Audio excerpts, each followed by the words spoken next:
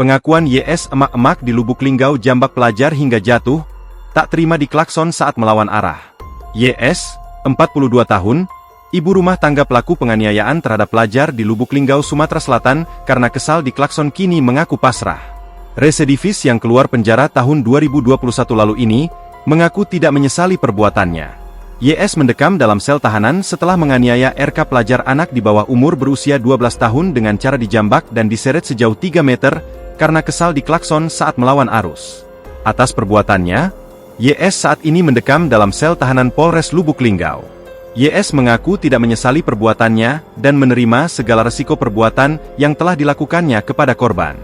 Janda satu anak ini bercerita awalnya ia hendak menyeberang dari wilayah Batu Urip ke LDI tempat ayubnya, kemudian saat nyebrang hampir tertabrak oleh korban. Kemudian YS terpancing emosi lalu mengejar korban dan memberhentikannya.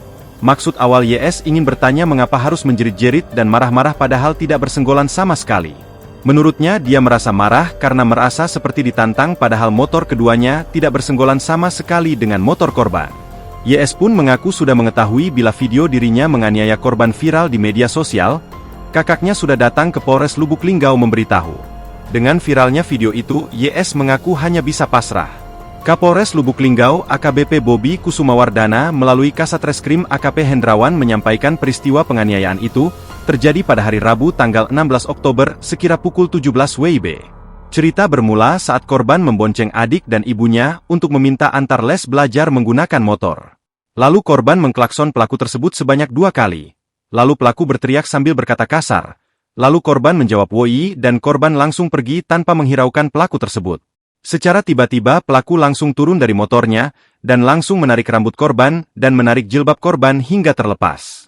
Kemudian pelaku menarik rambut korban sambil terjatuh dan menyeret korban dengan cara menarik rambutnya. Korban terseret sampai kurang lebih 3 meter.